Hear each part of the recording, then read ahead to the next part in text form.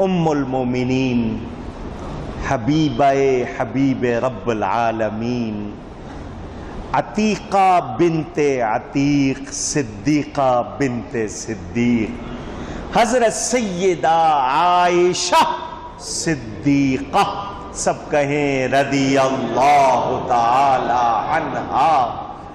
کروڑوں سلام اس مقدس خاتون پر۔ جبریل امین آئے ان کو سبز ریشم میں لپیٹ کر کہ حضور اس کو اللہ نے دنیا و آخرت میں آپ کی بیوی کے طور پر پسند کیا ہے۔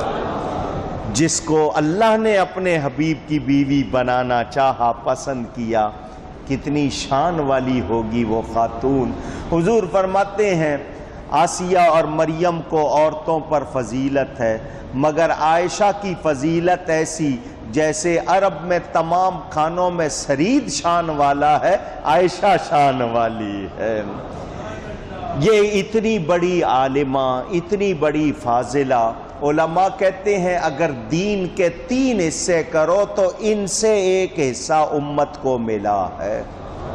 اتنی حدیثیں ان سے مروی۔ یہ جو تیمم کر لیتے ہو، یہ حکم کہاں سے مل گیا؟ یہ حضرت عائشہ کی برکت سے ملا ہے۔ ان کا ہار گم ہوا تو تم کو تیمم مل گیا، ان کے صدقے کتنے احکام ملے۔ یہ وہ ہیں جن کی شان میں 17 آیتیں اللہ نے اتاری ہیں۔ سورہ النور پڑھ لینا قرآن میں، اس میں اللہ تعالیٰ نے ان کی شان میں آیتیں اتاری۔ نبی پاک صلی اللہ علیہ وسلم کو بہت زیادہ پیاری تھی کیونکہ اللہ نے پسند کیا تھا۔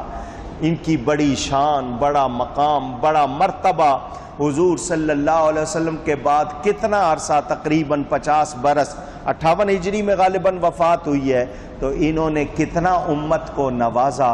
علماء کہتے ہیں صحابہ بڑے بڑے مسئلے جو ہم سے حل نہیں ہوتے تھے، ہم حضرت عائشہ کے پاس آتے تھے، وہ حل کر دیتی تھی۔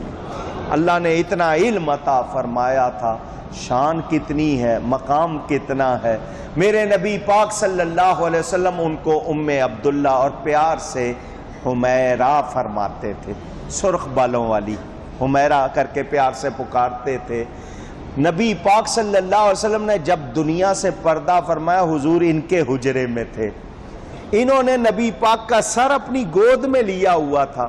حضور نے مسواک کرنی چاہی تو پہلے انہوں نے مسواک اپنے منہ میں نرم کی، پھر نبی پاک کے منہ میں دی۔ فرماتی ہیں اللہ نے میرے لعاب کو نبی کے لعاب سے جمع کر دیا۔ انہی کے حجرے میں آج بھی نبی پاک آرام فرما ہے۔ بڑی شان والی خاتون، کروڑوں سلام مومنوں کی اس ماں پر۔ ان کا وصال 18 رمضان اور کچھ روایتوں کے مطابق 17 رمضان بتایا جاتا ہے، تو ہم ان کی بھی یاد منا رہے ہیں۔ اور پھر ذکر آتا ہے اس